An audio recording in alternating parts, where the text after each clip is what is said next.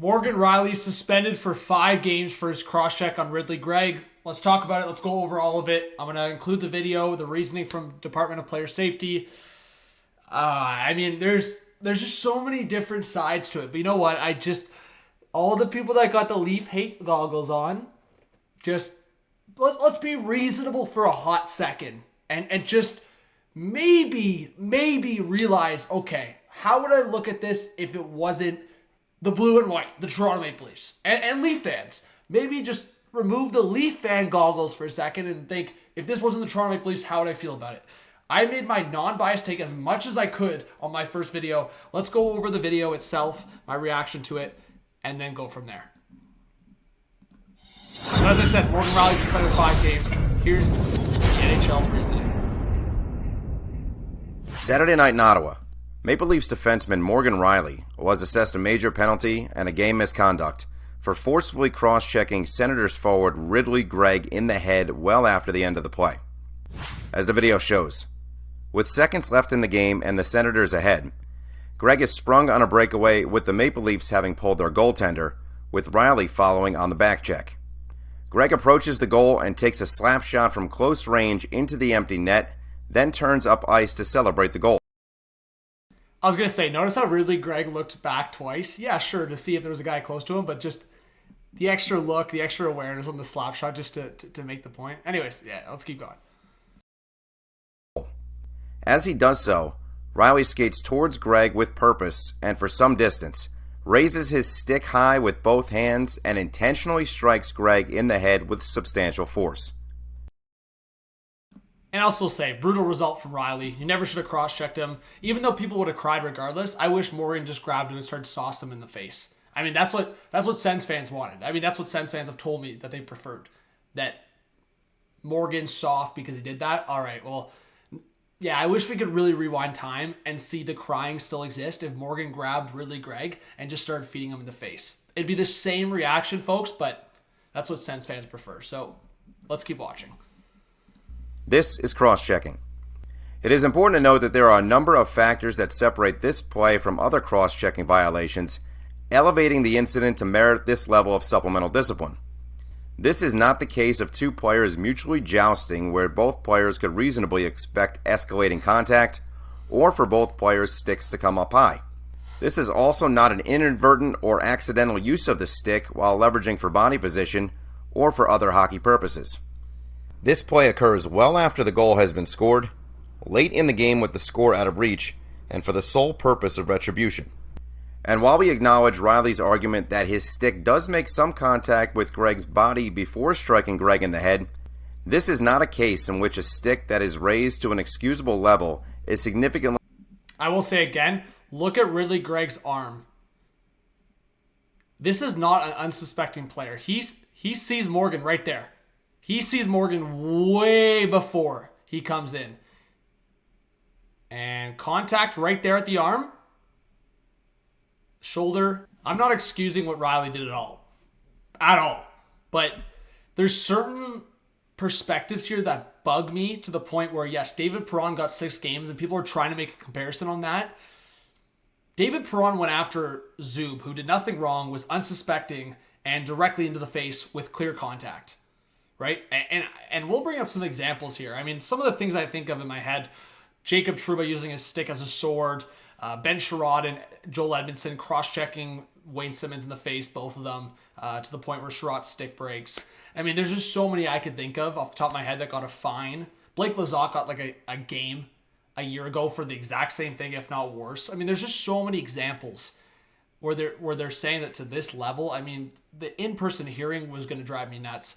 I said 3 to 5 games for Morgan for the sake of 5 being the upper echelon because it was late in the game. I see that perspective. It was late in the game and the NHL doesn't want to accept retribution.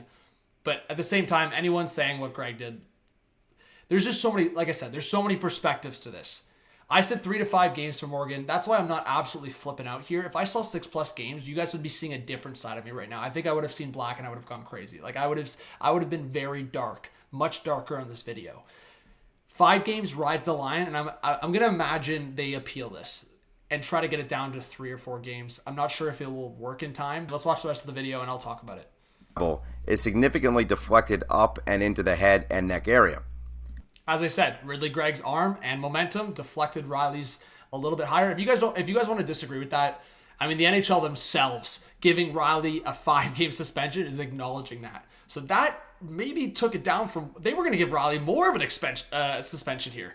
People were, you know what, the fact that people were talking about 20 games, or like anyone that seriously discussed 20 games around this play for Morgan Rielly is out of their mind. If you are one of them, if you were a person that was talking about 10, 15, 20, 25 plus games, you were out of your mind. The fact that you even had that as a conversation, that's going to fire me up. You were out of your freaking mind. You have no idea what you're talking about.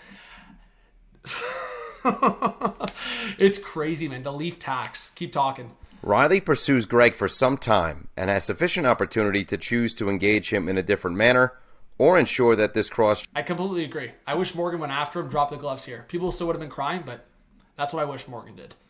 ...check is delivered solely to the body. Instead, fully in control of this play at all times, Rielly chooses to raise his stick to the level of Greig's head and neck, approaching from the side and delivering a forceful strike to the face with his stick well after the goal has been scored. In short, this is not a hockey play.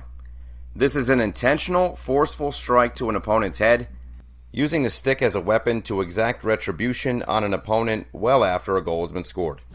To summarize, this is cross-checking. Rielly has been neither fined nor suspended previously. No history. Oh, I was waiting. I was just waiting. I was waiting for it. No history. I know David Perron, no history as well. I mean, I slightly disagree with that. I was on the 4 to 5 game train for Perron. Again, an unsuspecting player, a player that wasn't even involved. Zub wasn't even involved. So again, just in his 769 game NHL career, the Department of Players. Yeah, Rielly was drafted in 2012, not suspended once, and he was like a Lady Byng candidate up until now. Again, they didn't want to factor these things in, right? Safety has suspended Morgan Rielly for 5 games. And that's the scary part. If they actually did take those things into account, that means that they were actually considering a 10-game suspension for Rielly, and all these things knocked it down from 10 to 5. Crazy. Just absolutely crazy. So I'm going to bring some stuff up quickly. I didn't want to make this video that long. It's already getting long. But there's just a few things. I mean, Sam McKee brought this up. Leaf tax. I think it should have been, again, there's bias here. There's 100% bias here. I think based on what I've seen and based on other things getting a fine or 1 game, I understand the late game thing to the head. I understand all these things.